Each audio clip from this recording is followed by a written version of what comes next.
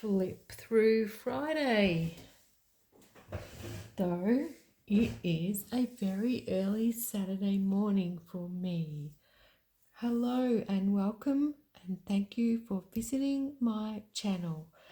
Today is a little flip through of some books that I have, vintage children's books, and I felt like showing them off because they're just so cute. Flip Through Friday is a little hashtag brought to you by Christina over at Christina's Shack, and I will link her channel down below and you can join in any day. It's just a nice hashtag for us to collectively see who's flipping what. So I thought I would do a couple of vintage books that I have in my bookshelf. I don't know, these are just appealing to my brain. I love children's books, especially vintage. I think all of these books, yes, they were thrifted. I'll also have one at the end which isn't vintage, but I fell in love with it and I had to have it on a recent trip with my friends. So first, this one, 50 cents.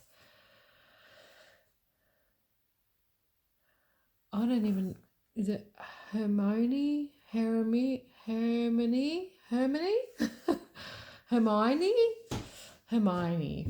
Hare's Party. Isn't she the cutest?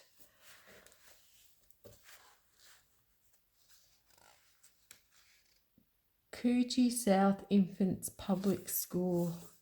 This is a little north, I'm not sure. I still don't know my towns around me much. I go by landmarks. I visited a few major places, but the smaller places still stump me. How cute. These also give me inspiration for my watercolour practice. Not one that I can take apart, although it is a bit raggedy. Different colours. Got brights and we've got neutral earthy tones. Oh my goodness, this is just the cutest. I've been crafting this morning.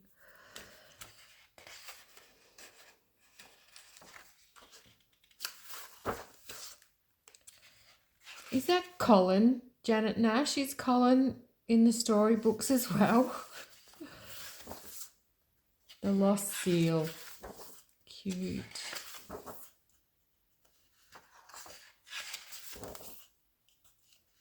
I love the simplicity of these drawings. They kind of look like prints. Maybe coloured pencil, I'm not sure. These are gorgeous. So that's that. There is no copyright publication date. It does have an ISBN, so I guess it's I'm not sure. This little gorgeous book, The First Country Book by Althea. This did have a date, I think, 70s. Typical 70 colours, 1974. I fell in love with the cover and I was hoping so much that it was as beautiful as it is on the cover as it is inside. And it really is. These illustrations are awesome. Another simplicity. I mean, look at this hare's head. It's a bit, the bit cockeyed. He doesn't know which way to look. But we're all accepting here. It doesn't matter how you look. Yeah, he's got one eye on this one and one eye on you. Gorgeous little squirrel.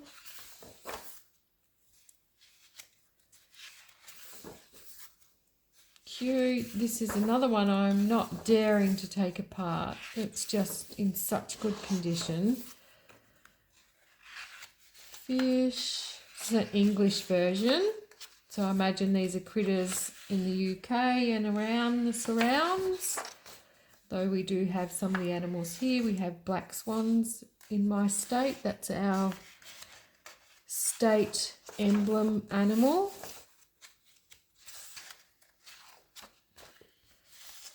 Frogs. It's a little bit musty, these pages. Kingfisher. We have kingfishers here. I guess some of you have heard of kookaburras. Well, Australia is a very large country, and Western Australia has kind of been portrayed as a whole separate area of Australia. We're huge. We're the length of, and then you've got all these other states here, and we're the whole length of Australia. Is it length? Yes. So we are massive. And I didn't know until I moved here that we didn't actually have kookaburras. They were not native to Western Australia, and they were introduced, I don't know when, but a long time ago. And they're actually a pest, and I hadn't known that because they will raid other native birds' nests for the eggs.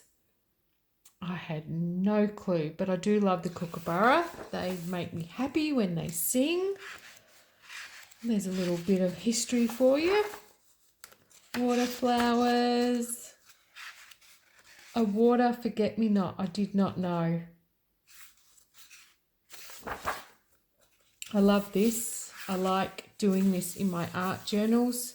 The seagrasses and then the overplants. So yeah, this will give me some inspiration.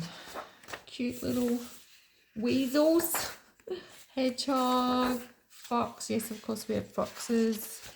Little wood mouse. It's so cute. I love all these snails. I would love to draw doodle faces. I might even photocopy this and doodle some cheeky little faces and phrases on them maybe. I think that could be fun. So there's that one. I picked up a series of 5 books, the Butterfly Children set. I vaguely remember seeing these when I was younger, maybe when my children were younger. I'm not sure. The pictures are really familiar, and I know that there's they now have a series of these gorgeous pictures.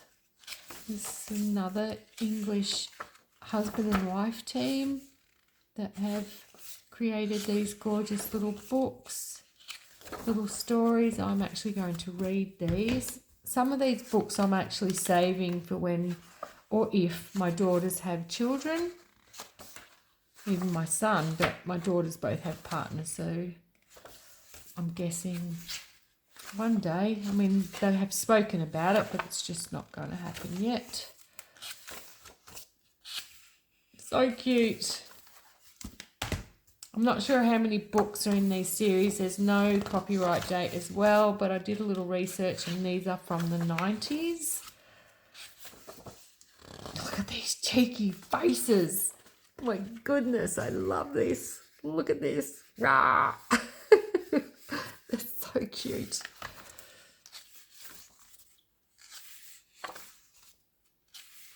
Gorgeous little wings, lots of inspiration again that I can use when I'm practicing my drawing and painting. These remind me of those ornaments that you can get, the ceramic ones with the faces on the trees and the trunks, and it reminds me of a movie. Can someone tell me? I don't know. It reminds me of a movie.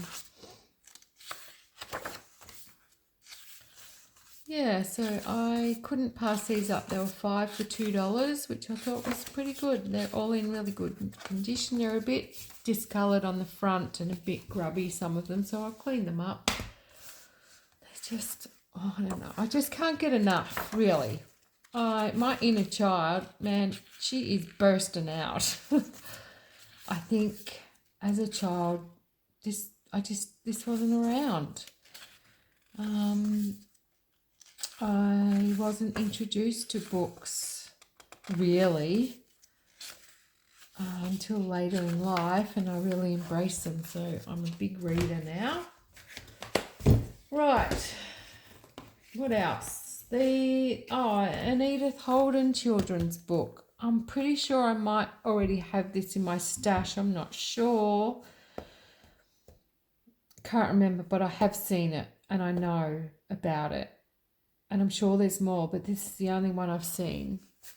These illustrations are gorgeous and the words are by Rowena Stott. Definitely not cutting this up. This was 50 cents at the op shop. Again, gorgeous. How could you not pass this up? How could you pass this up? Oh my goodness, little peekaboo. I'm not sure what this AS is. FS? AS? AS? Yeah. Not sure what the AS little stamp is. If these are by Edith Holden. Does anyone know what the AS stands for? I might look into that myself. Yeah, so these are cute little images. This one is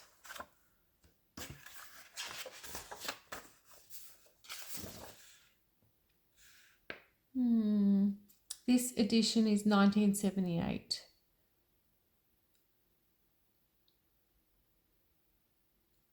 Yeah, I can't see why the illustrations have that little signature there. AS. Anyone know?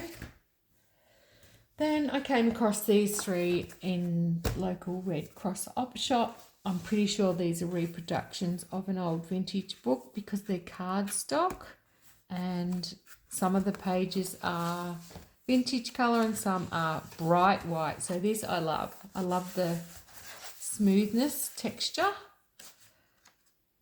Gorgeous illustrations. And then you've got this shiny bright white, which I do not like. Just doesn't appeal to me. It's too, don't know. This I love. This really gets me. Look at this kangaroo. Yeah, too modern. I mean, I love modern, but I think it would have been nice to have all the pages like this. Gorgeous dragon. My friend Amy at Doki Doki Forest. Another dragon. Look at this. I think I could even draw that. Sorry about the glare. Winkin', Blinkin' and Nod. Never heard of it. Tried to Google image it. Didn't come up, but the book had, but not this version. So, yeah. Not sure. No copyright. Another, vintagey and then modern, shiny, bright. How cute is this moon? I need to learn to draw like that. I really want to draw cutesy moons. So cute. That's my word on YouTube. Cute, as you know. Cute, cute. Winkin', blinkin' and nod. Yeah, so I picked up that and then I picked up this. Just laying about in the normal children's books. It's grubby, but I think I might give it a clean because it's kind of shiny. Apparently these were from the 60s. I researched a little. It didn't look as if it was going to be a special day for Jeff and Joyce. First, Joyce caught her dress on the bed and tore it. Well, this sounds like some of my days. Then Jeff lost his sandal, and when he at last found it, the buckle came off. Well, that is something that would happen to me most often. Oh, there's a little scribble. I didn't notice that before. Which means I might use it. Look at this little edge. Little scalloped edge. Cute. I think when I was reading about it on the internet, the interwebs, that it's a kind of linen book. I don't know what that is. These are just adorable. So beautiful. These fairies. So much inspiration for my art. The colours, matching colours. I'm trying to learn about my watercolour and colour matching and the colour wheel and practicing. And Care over at My Take at the Lake has an awesome video on watercolour. I learnt so much from that one video, so I look forward to more of those videos from you, Care. Very pleased, thank you. Bit of pencil mark. Oh, look at this, it's so cute. Yeah, so that was that. I'm just going to pause. I'll be back with that other book that I was going to show you. Okay, this is a book by Emily Hawkins and Jessica Roux, A Natural History of Fairies. I went down south to the beach with my friends and we went op shopping, and there's a gorgeous little bookstore in the town, and I always go to the children's section and I look for fairy books or mystical, whimsical books that are kind of a bit older, for older children or adults or whoever. You don't know age specific, but that kind of not so babyish books. And I came across this. There was only one there, and as soon as I picked it up, it's like that material canvas with gold embossing, this gorgeous smooth illustration, and I fell in love. I fell in love. Now, it's a very big book, so I'm hoping it's all in for you. Yeah, I've had lots and lots of flip throughs of this myself, just enjoying it. The pages, just really enjoying it. Beautiful textured paper, like a matte finish, so smooth and beautiful to touch. I'm a very tactile person, and yeah, sometimes I just can't help doing this. Oh, I just love it. An extract from Aunt Elsie's diary. What a peculiar day. As I was pottering in the garden after lunch, I heard snatches of tinkling laughter. They were coming from the greenhouse. Slowly and quietly I tiptoed to the doorway and stopped on the threshold. The laughter came again, very clearly this time, and then, to my amazement, a tiny winged creature, human-like in form, fluttered out from among my tomato plants and looked me square in the eye. I can't describe it as anything else but a fairy. Lucky Aunt Elsie. And I just love it. Really, really beautiful. And they're different. They're kind of elfy style fairies. Their little pixie ears, and their faces are very grown up. Look at this. The Holy Blue Fairy. The wings.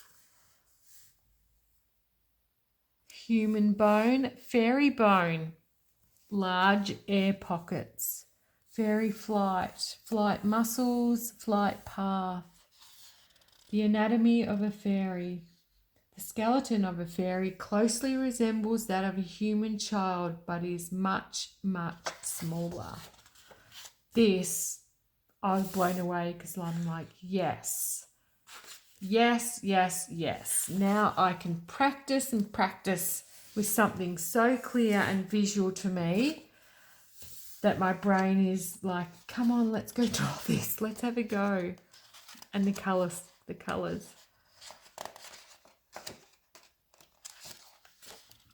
Cute. Flutter pillar. Oh my goodness. I just can't. Oh my goodness.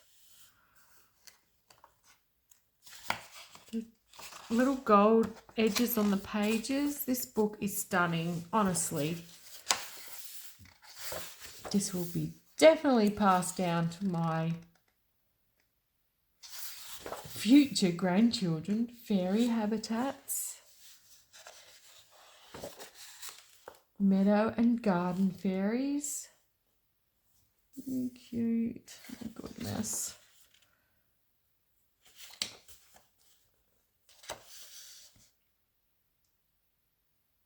Meadow fairy, May blossom fairy, wild thyme fairy, puffball fairy, swallowtail fairy. It's really, really lovely. I haven't read the whole thing. I've read snippets, but I've just been in awe and I've just looked at the pictures. Firefly sprite. The flutter of the firefly sprite has a glowing tail like a glowworm. Oh my goodness, it's so cute. Can you hear how excited this makes me? Like my insides are just so happy. Who needs to go to the gym when you can have excitement? Because my stomach muscles are like, I just want to squeeze it.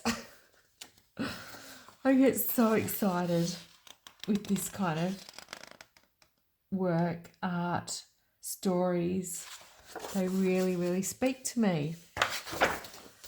I'm just taking a lot of time. Sorry, I'm actually enjoying this so much. I forget that I'm recording and I need to go forth. Oh, it's a really, really nice book. Really good book. A big book with lots and lots and lots of inspiration and information. Something that you can really sit down and delve into.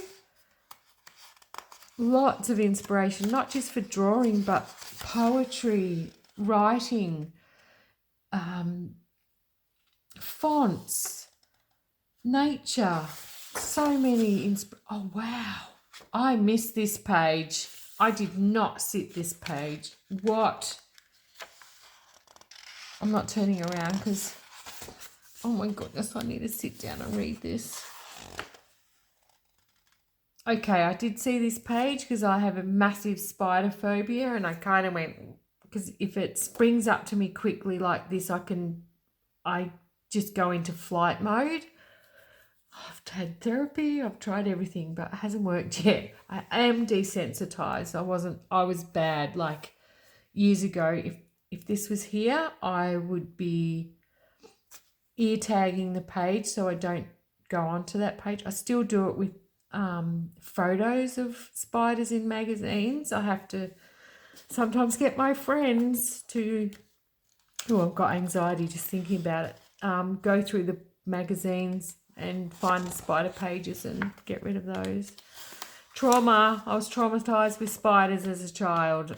People say, oh, you're so scared of spiders. Well, if you've ever had a real phobia, I mean a phobia that affects your life, because that's what a phobia is. Mine is spiders. I've jumped out of a moving car once. I was driving, reversing, and I just clearly jumped out, realised what I'd done and jumped back in. Like it was an automatic and it was going very slow backwards. But yeah, extreme. I'm not that bad now. I had to grow up a lot when I had children and managing spiders. I can't kill them. I don't believe in killing them. It's not their fault that I'm frightened of them. So I adapt.